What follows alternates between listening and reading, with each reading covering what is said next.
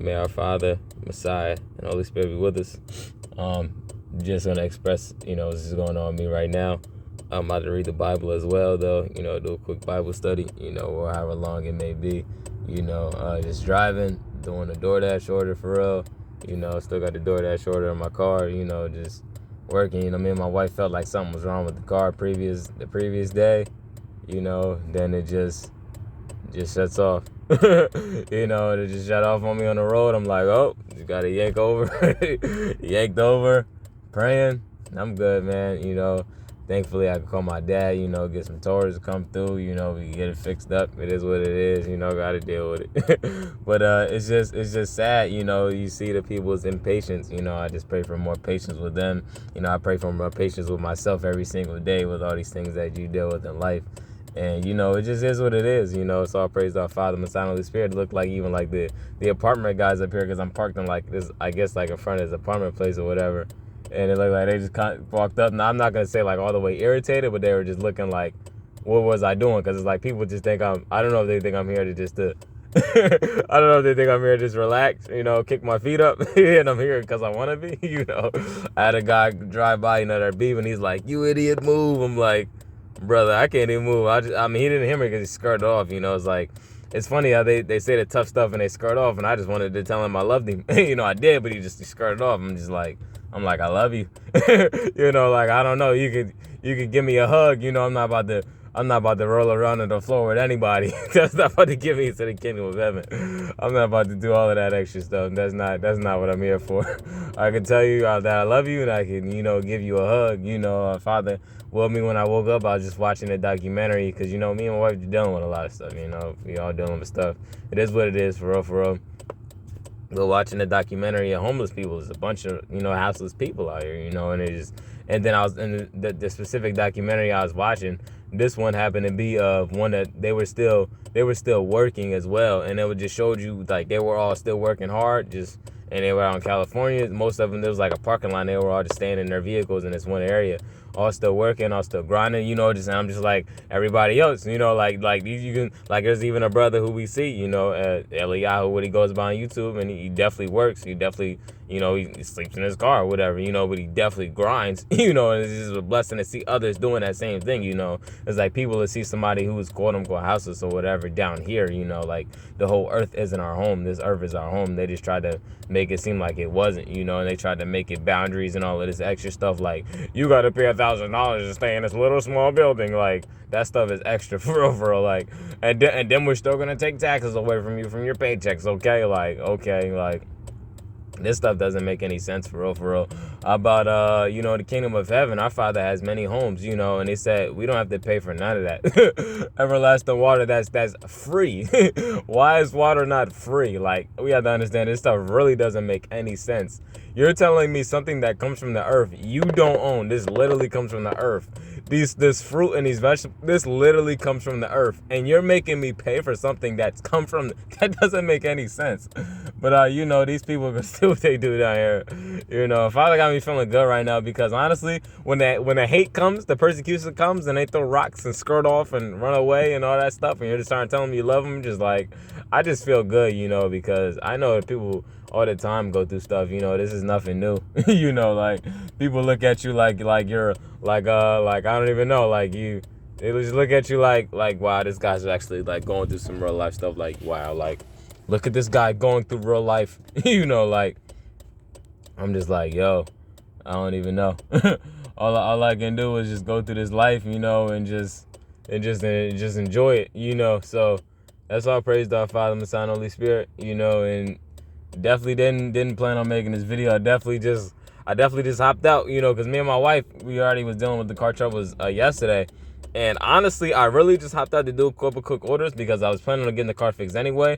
But I really wanted to get some almond milk for breakfast, So I'm like, man, because woke up, I tried to cash out my money off my other app called Ship. They're like, nope, can't do it because I cashed out money prior, and then it just basically said I have to wait till the payout. So I'm like, oh, okay.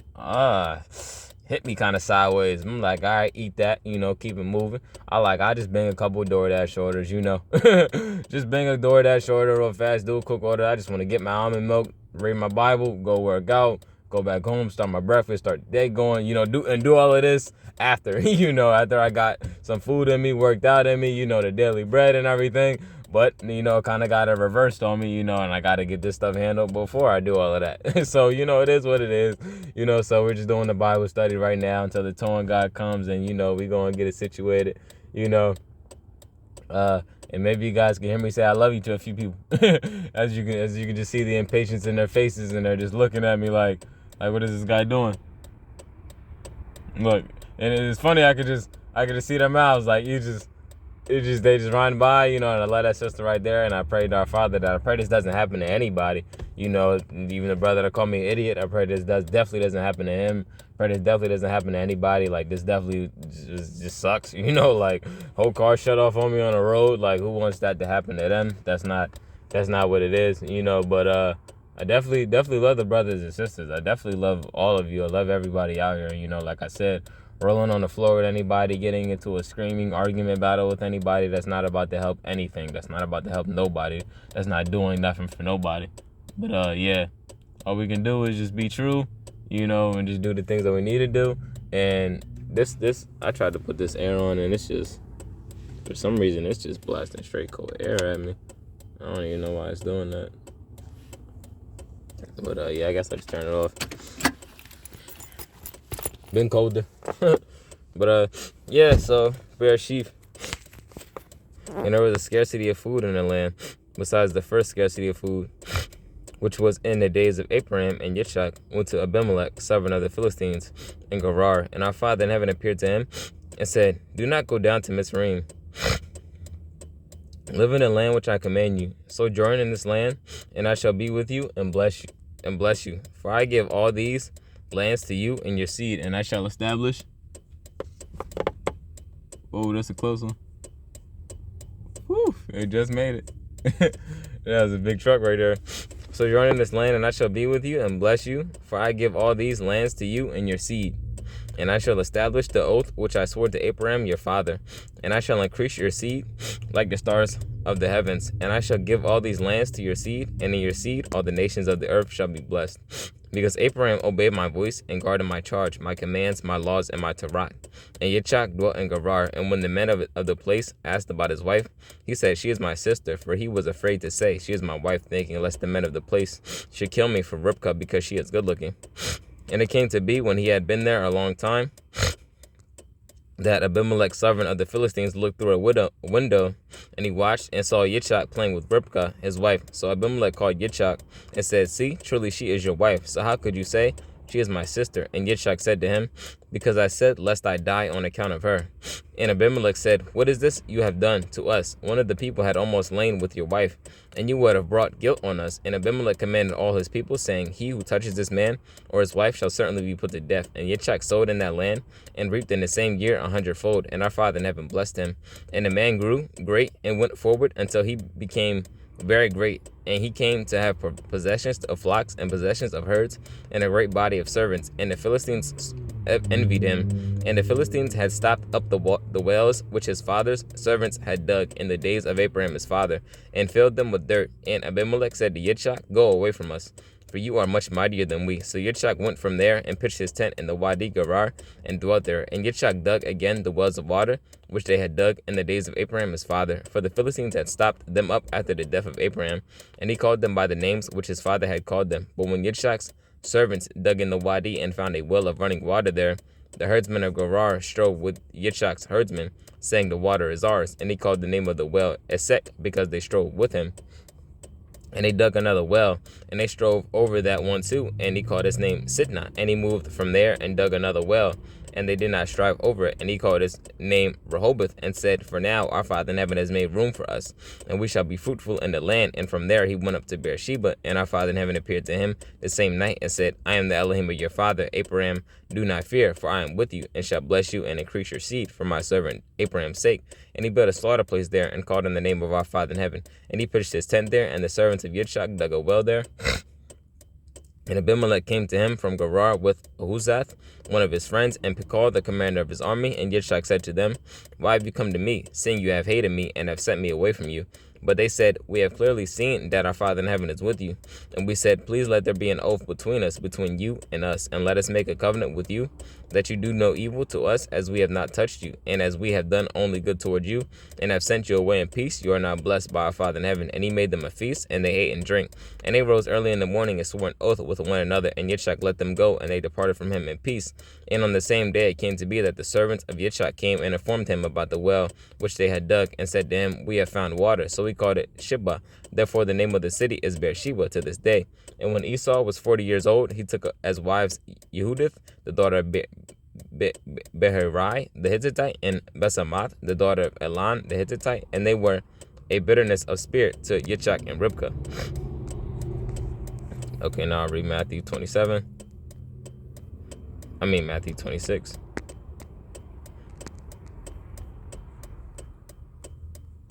Please protect me as we talk. Please protect me as we walk. Please allow me not to stumble or fall.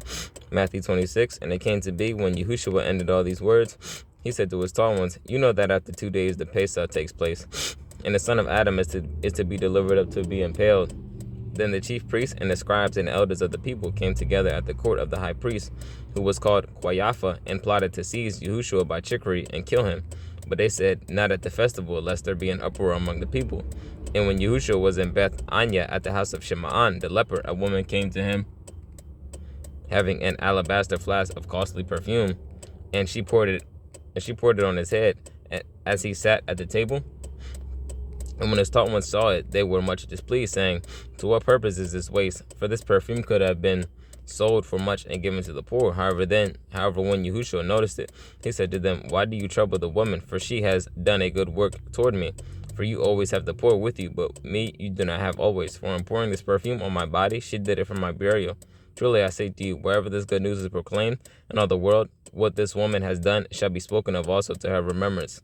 Then one of the 12, called Yehuda from Kiriath, went to the chief priest and said, what would you give me to deliver him to you? And they counted out to him 30 pieces of silver. And from then on, he was seeking an occasion to deliver him up. And on the first day of unleavened bread, the taught ones came to Yeshua, saying to him, where do you hope us to prepare for you to eat the Pesach? And he said, go into the city to a certain man and say to him, the teacher says, my time is near. I am to perform the Pesach at your house with my tall ones. And the tall ones did as Yahushua had ordered them, and prepared the Pesach. And when evening came, he sat down with the 12. And while they were eating, he said, truly I say to you, one of you shall deliver me up. And they were deeply grieved, and began to say to him, each of them, Master, is it I? And he answering said, he who has dipped his hand with me in the dish, he shall deliver me up. Indeed, the Son of Adam goes as it has been written concerning him. But woe to that man by whom the Son of Adam is delivered up. It would have been good for that man if he had not been born. And Yehuda, he who delivered him up, answering said, Rabbi, is it I? He said to him, you have said it. He told him. And as they were eating, Yeshua took bread, and having blessed, broke and gave it to the tall ones, and said, take, eat, this is my body. And taking the cup and giving thanks, he gave it to them, saying, drink from it, all of you, for this is my blood, that of the renewed covenant, which is shed for many of the forgiveness of sins. But I say to you, I shall certainly not drink of this fruit of the vine from now on till that day when I drink it anew with you in the reign of my Father. And having sung a song, they went unto the Mount of Olives. Then Yeshua said to them, all of you shall stumble in me this night, for it has been written, I shall strike the shepherd, and the sheep of the flock shall be scattered. But after I have been raised, I shall go before you into Galilee. And Kepha answering said to him, even if all stumble in you, I shall never stumble. Yeshua said to him, truly I say to you that this night before the cock crows, you shall deny me 3 times. Kepha said to him, even if I have to die with you, I shall not deny you. All the tall ones said the same too. Then Yeshua came with them to a place called Gethsemane, and said to the tall ones, sit here while I go over there and pray.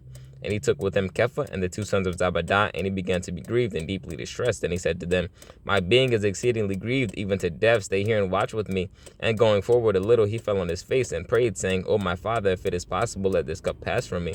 Yet not as I desire, but as you desire. And he came to the tall ones and found them asleep, and said to Kepha, so were you not able to watch with me 1 hour? Watch and pray, lest you enter into trial. The spirit indeed is eager, but the flesh is weak. Feel like that, I just prayed for more strength in the spirit, you know, and in the flesh, you know, because it says the spirit is indeed eager, you know, but the flesh is weak, you know. The flesh be trying to hold you back, hold you back, hold you back. You gotta turn up though, like, you know, like the brother calling me idiot. Don't let the flesh get in the way, you know, because you could have, like, our other brothers and sisters were just asking me what's going on, you know. You could have just been like, what's going on, family? You know, don't let the flesh get in the way. Just what's going on, family? You know, like, my soul is up, you know, like, I feel great right now. I feel great, you know. I'm not gonna let the devil bring me down, you know. And over the past few days, I've just been just been definitely feeling good, you know. Even seeing another brother, you know, just give you a smile, you know, and they just looking at you happy. Again he went away a second time and prayed, saying, "O my Father, if it is impossible for this to pass, unless I drink it, let your desire be done." And he came and found them asleep again, for their eyes were heavy. And he left them, went away again, and prayed the third time, saying the same words. Then he came to his tall ones and said to them, "Still sleeping and taking rest? See the hour has come near, and the son of Adam is delivered up into the hands of sinners. Rise, let us go. See, he who delivers me up has come near." And while he was still speaking, see, Yehuda, one of the 12, with a large crowd with swords and clubs, came from the chief priests and elders of the people. And he who was delivering him up gave them a sign, saying, "Whomever I kiss, it is he. Seize him." And going straight up to Yeshua, he said, "Greetings, Rabbi," and kissed him. And Yeshua said to him, "Friend, why have you come?" Then they came and laid hands on Yeshua and seized him. And look, one of those with Yeshua put out his hand and drew his sword, and striking the servant of the high priest, he cut off his ear. Then Yeshua said to him, "Return your sword to its place, for all who take the sword shall die by the sword. Or do you think that I am not able to pray to my Father now, and he shall provide me with more than 12 legions of messengers? How then would the scriptures be filled that it has to be this way?" In that hour Yeshua said to the crowds, "Have you come out as against a robber with swords and clubs to arrest me? Daily I sat with you teaching in the set-apart place, and you did not seize me. But all this came to be, so that the scriptures of the prophets might be filled." Then all the tall ones left him and fled. And those who had seized Yahushua led him away to Caiaphas, the high priest, where the scribes and the elders were gathered together. But Kepha followed him at a distance to the courtyard of the high priest, and he went in and sat with the servants to see the end. And the chief priests and the elders and all the council were seeking false witnesses against Yahushua to put him to death, but found none. Although many false witnesses came forward, they found none. But at last, 2 false witnesses came forward, capping, and said, "This one said, I am able to destroy the dwelling place of Elohim and to build it in 3 days, yea, your body." And the high priest stood up and said to him, "Have you no answer to make? What do these witnesses against you? But you shall remain silent." So the high priest said to him, "I put you to oath by the living Elohim that you say to us, if you are the Messiah, the son of Elohim." Yeshua said to him, oh, somebody's calling me, hold on.